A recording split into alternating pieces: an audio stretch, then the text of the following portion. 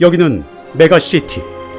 현재보다 약 1000년 뒤의 미래도시인 이곳은 범죄가 끊이질 않는 무법 도시였습니다. 그리고 여기 범죄자들을 심판하기 위해 출동하는 간지나는 전투복을 입은 통칭 판관이라고 불리는 사람들이 있습니다. 한 판관이 곧 지원을 요청하고 한 발 늦게 출동하는 한 남자. 주인공이라 일부러 늦게 오는 걸까요? 이 남자의 이름은 저지 드레드.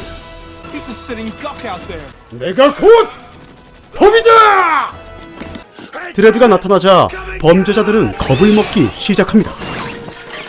너희들의 총알은 맞지 않는다. 나는 드레드니까. 곧바로 제압에 나서는 드레드. 까꿍! 진압 완료.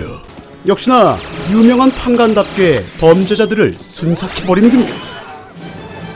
그리고 범죄자들의 두목을 붙잡은 드레드는 그를 심판하기 시작하고, 너의 판결은 사형.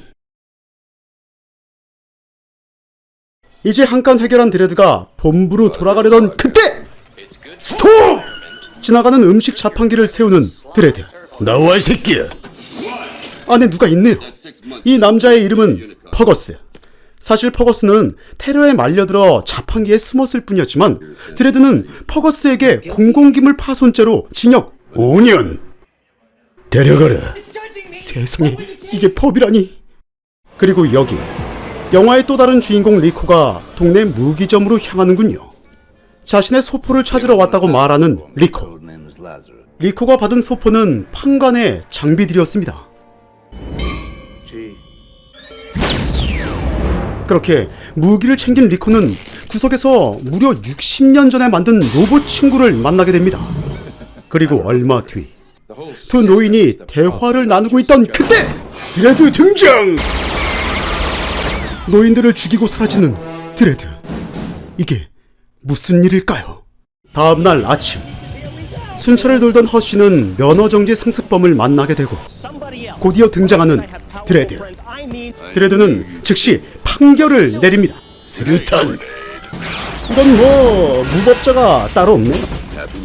하지만 곧 군인들이 나타나고 드레드는 살인죄로 체포되어 버리고 맙니다. 그렇게 재판이 시작되자 CCTV를 증거랍시고 내세우는 검사. 뭐 이런 부실 수사가 다 있는지 모르겠지만 아무튼 드레드를 변호하던 허쉬는 비디오만으론 정확한 신분을 알 수 없다는 당연한 말을 합니다. 좋아, 잘하고 있구만. 그렇게 무죄로 끝나는가 싶더니 갑자기 피해자의 시신에서 나온 총알의 DNA가 드레드와 일치한다고 말하는 검사. 나 아니야! 하지만 평소 드레드와 친했던 수석판관은 드레드의 가명을 위해 은퇴를 선언하고, 우리가 아는 은퇴랑은 매우 다른데요. 도시 밖으로 추방을 당하는군요. 이제 방금 새 수석판관이 된 그리핀이라는 놈이 드레드에게 유죄 판결을 내립니다. 원래 사형인데 추방! 엔드 게임. 그리고 리코를 만나러 온 그리핀. 이들은 역시나 한패였군요. 모든 건 눈의 가시였던 드레드와 수석판관을 몰아내기 위한 이들의 작전이었습니다. 내가 새로운 법이다! 교도소로 이감 중인 드레드. 퍼거스도 있네요. 기물 파손으로 5년형을 받은 퍼거스는 드레드에게 억울함을 호소하지만 나는 누명이고 넌 유죄야. 그러네. 그때!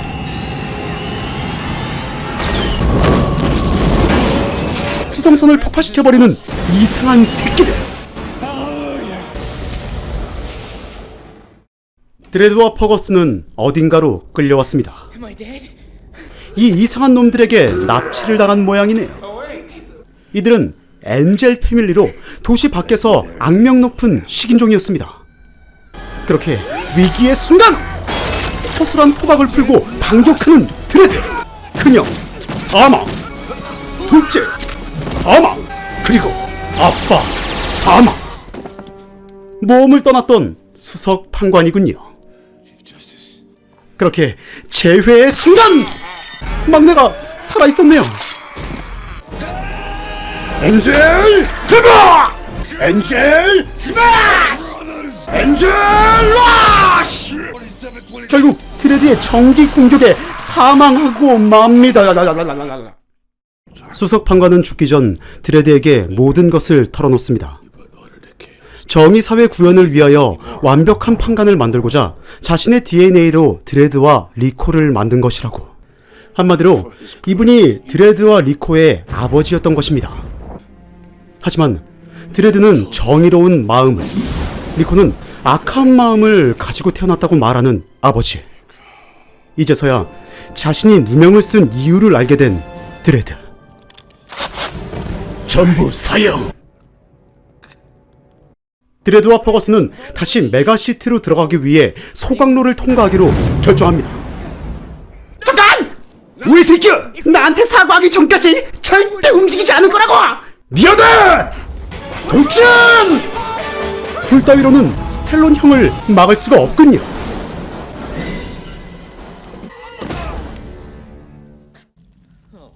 지렸잖아. 무사히 본부로 돌아온 드레드와 퍼거슨은 판관 한 명의 옷을 벗기고 잠입에 성공했지만 마주쳐버린 리코. 하지만 리코는 도망쳐버리고 드레드는 쫓기기 시작합니다. 동료였더라도 적이 되면 모두 죽여버리는 드레드. 드레드는 결국 호버바이크를 타고 탈출에 성공하지만 추격해오는 판관들. 도시를 아주 그냥 쑥대밭으로 만드는군요. 누명을 쓰고 잡혔던 드레드지만 이제는 진짜 범죄자가 되어버렸습니다. 과연 드레드의 범죄는 어디까지일까요? 오늘 밤 도대체 무고한 시민이 몇 명이나 죽는 걸까요? 그리고 자신의 DNA로 뭔가를 하려는 리코.